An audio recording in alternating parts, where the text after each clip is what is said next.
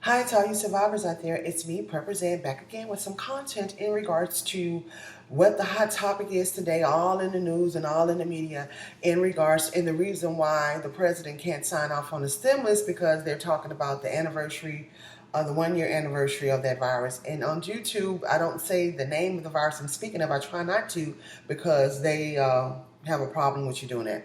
So we know the viruses that I'm talking about, and they're saying today marks the 1 year, which is March the 11th. And this is how I'm telling you they play with us. Now, all of us in the prepping community, if you don't know, you're going to find out now that virus, it hit America in 2019.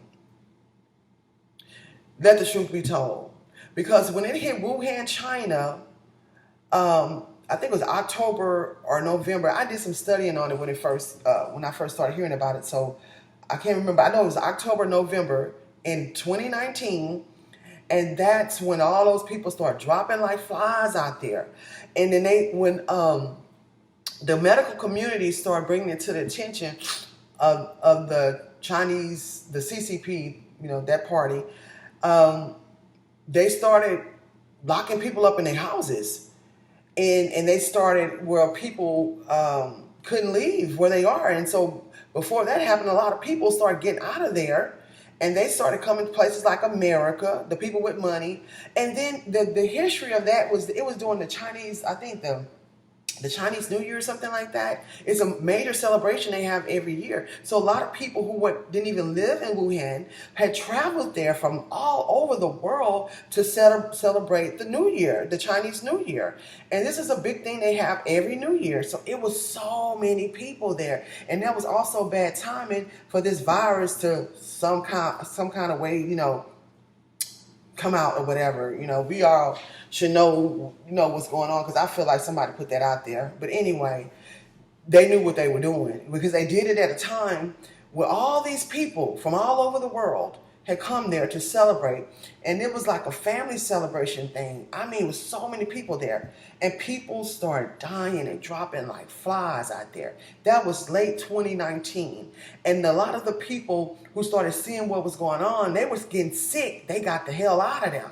And they was coming to places like America to get medical attention. They was going back over wherever they were had come from, and they was getting out of Wuhan. And so I remember my cousin, he works for UPS, and he has a son that lives in California. His son, his wife, and their daughter, I think she was newborn at the time. They had flew in from California to come and be with my cousin and their family for Christmas. And he said, he was explaining to me how his son got really, really sick. Him and the mother, him and his wife, had gotten really, really sick. And they was describing how on the plane, there was some people from over there in China, and they had face masks on. But nobody knew at the time what was going on here in America in December. As far as that virus is concerned, a lot of people didn't start hearing about it until March. That's how the media should say that people didn't start hearing about it until March, because that's when they decided they want to tell people after millions of people had been exposed of it. This is the kind of games they play with our life. That's just like I told you guys. Every time there was that's how they would catching people like me and a lot of other these preppers out here in Houston and in Texas off guard. The media are not going to tell you about it or what's about to hit you probably like a day or two before time. They might come out with it with a week before, but they're not going to tell you how damaging it's going to be and how bad it's going to be. And then you're going to have those politicians saying, oh, it's not going to be, everything going to be all right. We have all the resources. It's not going to be that bad, so they can mess up your life. Now they over here, they lying to people. Oh, we celebrating the 1 year anniversary of the virus. Well, not celebrating, but bringing more awareness or whatever. Like people don't already know what the hell is going on. Excuse me, guys. You guys know. I only say those kind of words when I'm passionate, because I'm just tired of them playing games with our lives. Now, so many people had died before March the 11th, 2020, in America. So many people had gotten sick. I remember my daughter had gotten sick, and I didn't know what it was until they started talking about, even though I had heard about the virus, I didn't know the symptoms of it. I was looking I was looking at videos on YouTube of what was going on over there in Wuhan, but some of the doctors, they had killed them. The doctors that were talking about the symptoms of the virus and what was going on with the patients, they had killed these doctors. And they took off the videos on YouTube as far as, being descriptive as far as the symptoms of this virus. So when my daughter had gotten sick, I mean, she was the sickest I had ever seen her. I thought it was pneumonia. And even when I was taking her to the emergency room, they were telling me it was a flu. My daughter she doesn't get sick like that. I don't get sick like that. My mother not that kind of sick with the colds and stuff like that. So, and then after I had brought her back to good health, feeding her a lot of chicken broth, and that's how I cured my mother of that virus too. I have a video about that I'm gonna share with you guys, because through listening to God and God giving me information in my mind, and through info commercials late at night, I found out what to take and what to give them to heal them of that virus. And it was a lot of collagen. It was a lot of bone broth. It was a lot of homemade soups and organic vegetables. And I have another video talking about that. But my daughter got sick, and even when she had gotten better, I took her to the hospital. I was giving her soup, orange juice, homemade soups, and with organic spinach leaves and kales and stuff like that. And took her to the emergency room twice. I think 2 or 3 times we went. They gave her some kind of Tamiflu. And that's what they were giving people in Houston for that coronavirus. And so I gave her that. She got better, but then she was still coughing. She had a reoccurring cough like 2 or 3 weeks later. It kept on going. I'm like, I don't know what this is. So when that virus came out and they just started describing the symptoms, I was like, that's what she had.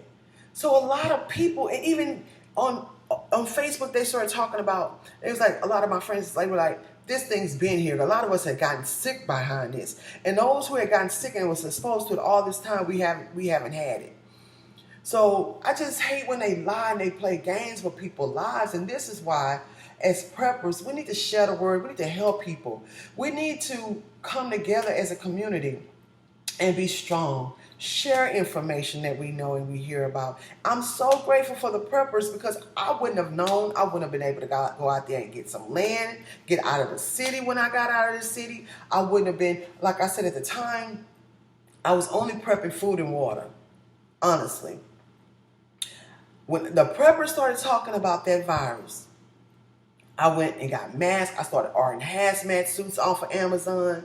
I started ordering water purification tablets. I got me a water purifier. I started taking my preps to another level as far as, medical things are concerned. My daughter, she had came across, nobody could find an N95. They were all sold out.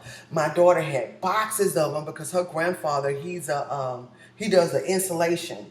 So, those people who do that, go in the house and put those insulation, they always have those masks. So she had a whole lot from when that he gave her. So we was equipped with the things that we needed, but I had to hurry up and get these things. So that's why it's important for us to listen to these preppers, and that's why it's important for us to share information that we hear about, because the media, they're not going to tell us.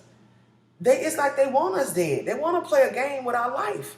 You don't hear anything on the media about it being food shortages, about it being water shortages, about how this weather is going to continue to be a weapon. They're not going to tell you that. So you guys stay as prepared as you possibly can be. And also, I'm telling myself this, also learn about how to survive in the wilderness. What if we lose all our preps?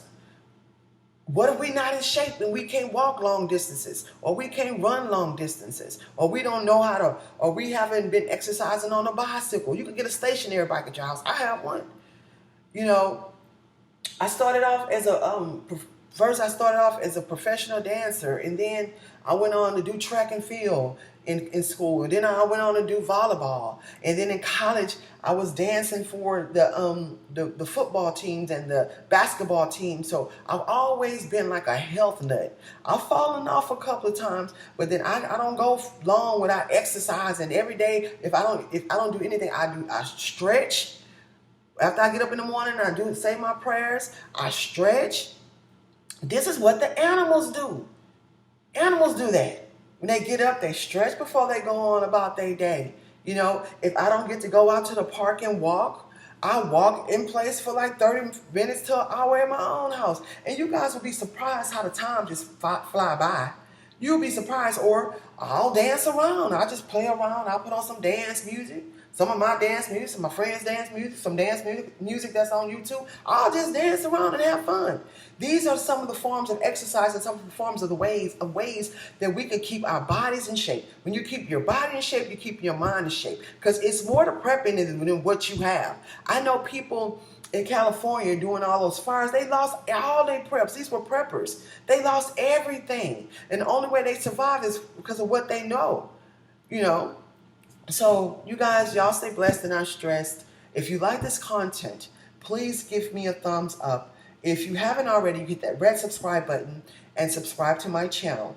Let's talk about it in the comment section.